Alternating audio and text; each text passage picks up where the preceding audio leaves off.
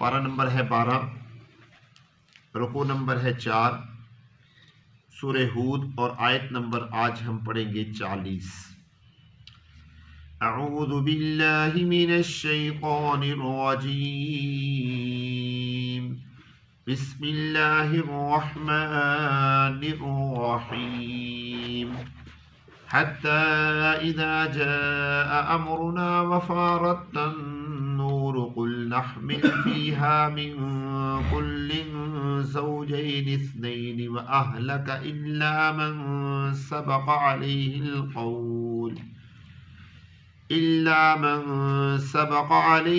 क़ौल वमन आमन वमा आमन मअहू इल्ला क़लील।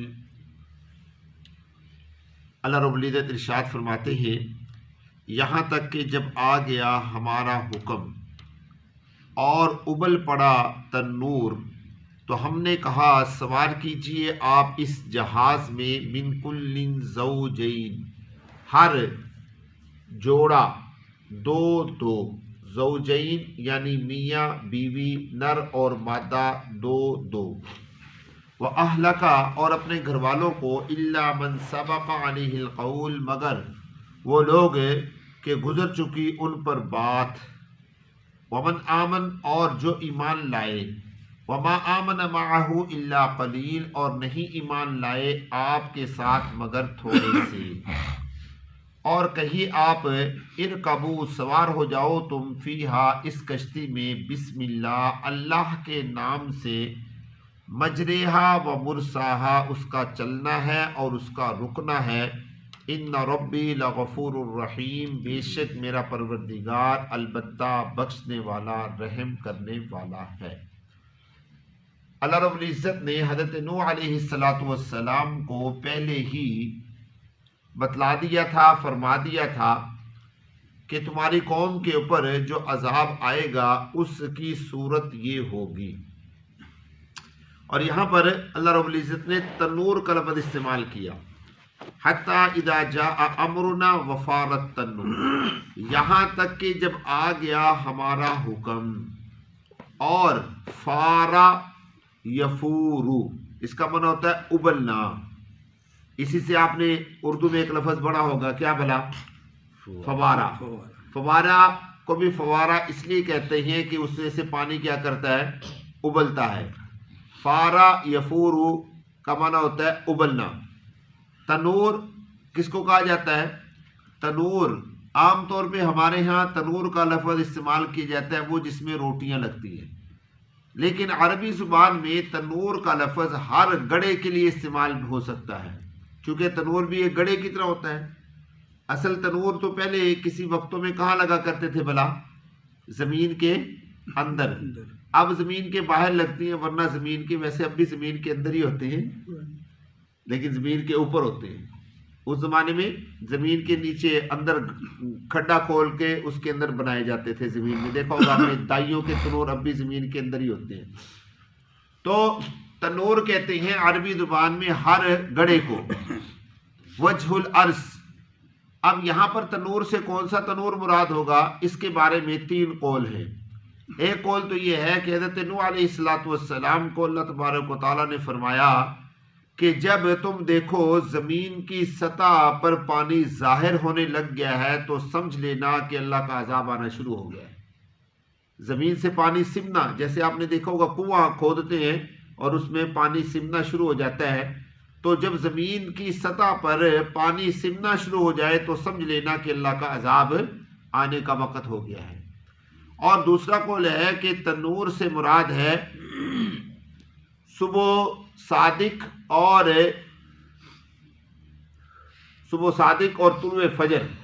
जिस वक़्त फजर रात का वक़्त ख़त्म होता है ना, और फिर सुबह सादिक तुलू होती है, जिसको हम सुबह सादिक कहते हैं, यानी पहली पो फूटती है सुबह, इन दोनों के दरमियान जो वक़्त होता है उसे क्या कहा जाता है? तन्नूर, यानी नूर फैलने का वक्त।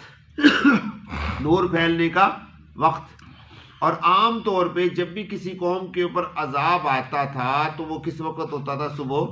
सुबह के वक़्त हुआ करता था, क्योंकि جتنا بھی کوئی بندہ بدبخت ہو، اب ہماری امت کا تو برا حال یہ ہے، لیکن اس زمانے کے اندر جتنا بھی بدبخت ہو انسان، وہ صبح صبح اللہ کی حمد و ثنا کے لیے اٹھا کرتے تھے۔ تو اس لیے اللہ کے پیارے پیغمبر کا بھی معمول یہ تھا کہ آپ بھی اگر کسی قوم کے اوپر حملہ کرتے تھے تو صبح کے وقت کیا کرتے تھے، تاکہ پتہ چل جائے کہ یار اس بستی میں کوئی نمازی پرہیزی ہے، کوئی اللہ اللہ کرنے والا ہے، صبح کی اذان ہوئی، یعنی یہ اللہ کا ایک نظام تھا۔ اگرچہ آج پوری امت خواب خرگوش بن کر سوئی پڑی ہے، جس کی وجہ سے آج دشمن ہمارے اوپر کیا ہو چکا ہے، مسلط ہو چکا ہے، ورنہ مسلمان اٹھنے والے ہوتے ہیں اللہ کے وقت، اور اللہ اس وقت کیا کرتے ہیں، اللہ کے عذاب سے انسان بچ جاتا ہے۔ انشاءاللہ اس جملے کے اوپر میں تھوڑی سی وضاحت آخر میں کروں گا، ابھی چلتے ہیں۔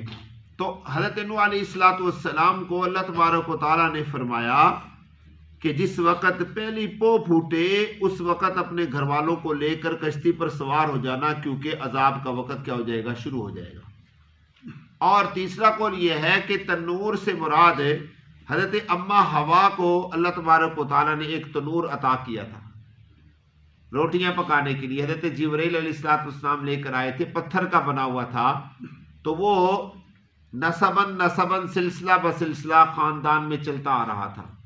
حضرت نوح علیہ السلام کے گھر میں دائیں طرف وہ تنور لگا ہوا تھا، تو اللہ تبارک و تعالیٰ نے فرمایا کہ جب اس تنور سے پانی نکلنا شروع ہو جائے تو سمجھ لینا کہ اللہ کے عذاب کا آغاز ہو چکا ہے۔ بات سمجھائی بات؟ آگے اللہ رب العزت فرماتے ہیں وفارت تنور کل نحمل فیہا۔ اچھا ایک اور بات ذہن میں رکھے گا، اگر یہ تنور تھا تو یہ شہر کون سا تھا، علاقہ کون سا تھا؟ حضرت نوح علیہ السلام کا جو علاقہ تھا وہ کون سا تھا؟ ایک قول کے مطابق حضرت نوح علیہ السلام کا جو علاقہ تھا وہ کوفہ تھا۔ آپ کوفہ کے رہنے والے تھے، کوفہ میں آپ کا اصل مسکن تھا۔ یہ تنور بھی آپ کے گھر میں مسجد کی دائیں جانب تھا جہاں سے یہ پانی نکلا۔ اور ایک قول یہ ہے کہ آپ کا جو علاقہ ہے وہ تھا شام کا علاقہ، یمن کا علاقہ، چونکہ کوفہ تو خود شام کے اندر ہے، کوفہ تو سچی عراق کے اندر ہے، شام کا علاقہ کہ آپ شام کے رہنے والے تھے۔ اور ایک قول یہ ہے کہ حضرت نوح علیہ السلام ہندوستان کے رہنے والے تھے، ہند کے اندر آپ، چونکہ حضرت آدم علیہ السلام کا اصل مسکن کون سا ہے بھلا؟ ہند۔ حضرت آدم علیہ السلام زمین پر جو اتارے گئے ہیں وہ کہاں پر اتارے گئے ہیں؟ بر صغیر پاک و ہند میں اتارے گئے ہیں۔ وہ علیحدہ بات ہے کہ سری لنکا اب ایک علیحدہ ملک بن چکا ہے، لیکن اس زمانے کے اندر یہ سارے کا سارا ایک ہی زمان ہوتا تھا جس کو ہندوستان کہا جاتا تھا۔ بات نہیں سمجھی؟ تو یہ علاقہ حضرت نوح علیہ السلام کو جو ہے یہ ہمارا علاقہ ہے۔ میں ابھی چند دن پہلے ادھر جیلم کے علاقے میں گیا تو مجھے کسی ساتھی نے بتایا کہ حضرت نوح علیہ السلام کے ایک بیٹے حام کی قبر یہاں پر ہے، تو میں وہاں گیا اس قبر پہ۔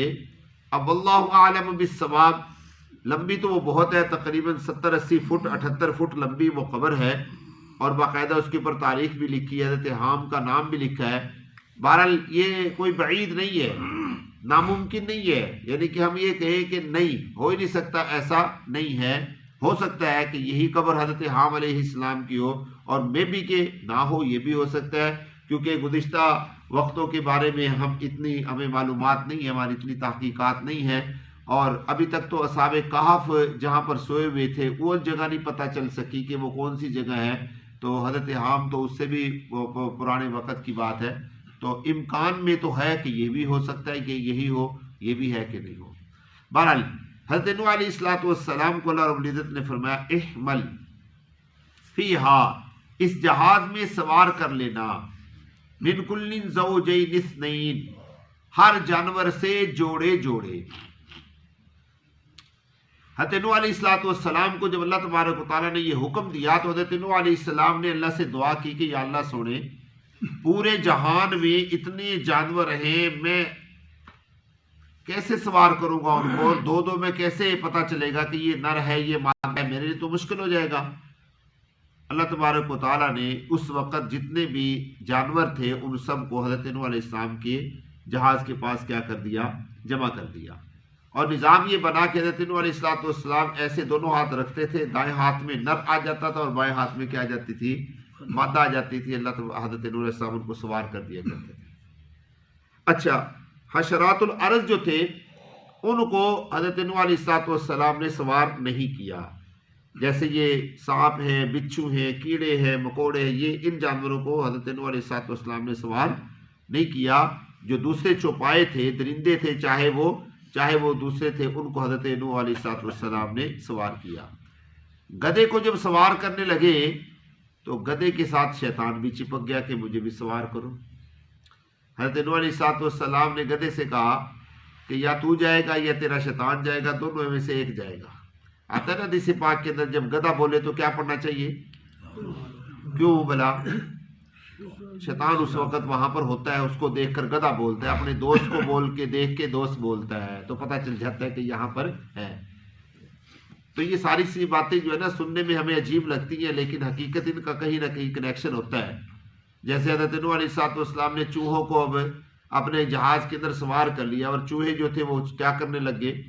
وہ جو غلہ تھا، اناج تھا، وہ ایک اس کے اندر پورشن کے اندر اس کو خراب کرنے لگے۔ تو شیر تھا اس کے اندر، جہاز کے اندر۔ حیات الحیوان میں علامہ دمیری رحمہ اللہ تعالی نے اس واقعہ کو نقل فرمایا ہے۔ تو حضرت نوح علیہ السلام بڑے غمگین تھے۔ یہ جو شیر ہوتا ہے نا، شیر اس کو 18 گھنٹے بلکہ اس کو بخار ہی رہتا ہے، یہ تو آپ کو پتا ہوگا کہ یہ ہر وقت بخار کے اندر مبتلا رہتا ہے۔ تو یہ ایسے سویا ہوا تھا، 18 گھنٹے یہ سوتا ہے، 6 گھنٹے ہی جاگتا ہے، ایسے سویا ہوا تھا۔ اس کو چھینک آئی، اور چھینک اتنی بڑی تھی کہ وہ چھینک اس کی جو نکلی تو وہ بلی کی صورت اختیار کر گئی۔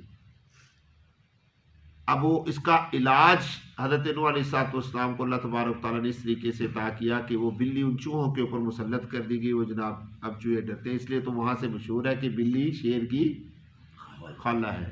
یہ حقیقی واقعہ میں آپ کو سنا رہا ہوں، یہ میں کوئی ایسے چھوڑ نہیں رہا یا کوئی تاریخی روایت نہیں ہے، میں حقیقی بات آپ کو سنا رہا ہوں۔ حیات الحیوان جلد اول، علامہ دمیری رحمہ اللہ تعالیٰ نے اس واقعہ کو نقل فرمایا، سمجھے؟ تو حضرت نوح علیہ السلام نے اس طریقے سے پرندوں کو شمار کیا۔ بہرحال وہ شیطان جو ہے اس کو حضرت نوح علیہ السلام نے سوار نہیں ہونے دیا۔ کہا اچھا اس کو گدھے کو، اور ساتھ میں پھر وہ شیطان بھی گھس گیا، حضرت نوح علیہ السلام کے ساتھ گھس گیا شیطان بھی۔ تو حضرت نوح علیہ السلام نے کہا کہ آپ کو کس نے سوار ہونے کے لیے کہا؟ تو کہنے لگے آپ ہی نے تو کہا تھا مجھے کہ سوار ہو جاؤ۔ آپ نے فرمایا میں نے تو گدھے کو کہا تھا، تجھے تو نہیں کہا تھا۔ کہتے گدھا اور میں تو پھر ایک ہے نا، پھر کیسے رہ سکتے تھے ہم، میں اور گدھا اکیلے کے؟ بہرحال یہ بھی سوار ہو گیا۔ اس کے بعد میں دوستو حضرت نوح علیہ السلام کو حکم ہوا وَأَهْلَكَ، اپنے گھر والوں کو بھی سوار کر لیجئے۔ گھر والوں کے اندر ایک آپ کی بیوی، ایک آپ خود، 3 بیٹے اور ان کی 3 بیویاں۔ ایک بیوی اور ایک بیٹا آپ کا اس میں سوار نہیں تھا۔ بیوی کا نام تھا واعلہ۔ بعض روایات میں آتا ہے کہ حضرت نوح علیہ السلام خود اکیلے تھے، ساتھ میں 3 بیٹے تھے اور 3 بیویاں تھیں، ان کی ٹوٹل 7 آدمی تھے۔ واعلہ ایک ہی بیوی تھی آپ کی جو نافرمان تھی، کافروں کے ساتھ تھی، وہ سوار نہیں ہوئی، اور چوتھا بیٹا ایک کنعان تھا، وہ بھی سوار نہیں ہوا۔ ٹھیک ہو گیا؟ یہ 2 بندے سوار نہیں ہوئے، باقی 7 لوگ اس جہاز میں سوار ہوئے۔ اور ایک روایت میں آتا ہے کہ تقریباً 70 آدمی تھے حضرت نوح علیہ السلام کے ساتھ جو سوار ہوئے، اور ایک روایت میں آتا ہے کہ 80 مرد تھے جو حضرت نوح علیہ السلام کے ساتھ اس کشتی میں سوار ہوئے، اور ساتھ میں چند ایک عورتیں بھی تھیں۔ یہ ٹوٹل آپ کا جو تھا، ان کو حکم ہوا کہ ان کو آپ سوار کے لیجیے، اور ساتھ میں یہ بھی فرما دیا کہ وہ لوگ سوار ہوں گے جو ایمان لائیں گے۔ من آمن، جو سوار ہوئے وہ صاحب ایمان ہوں گے، جو عام آدمی ہوں گے وہ اس میں سوار نہیں ہوں گے۔ وما آمن معه الا قلیل، اور نہیں ایمان لائے حضرت نوح علیہ السلام پر مگر تھوڑے لوگ۔ آگے کیا ہوا یہ انشاءاللہ کل کی مجلس میں عرض کریں گے۔ اللہ تبارک و تعالیٰ مجھے اور آپ کو فہم نصیب فرمائے۔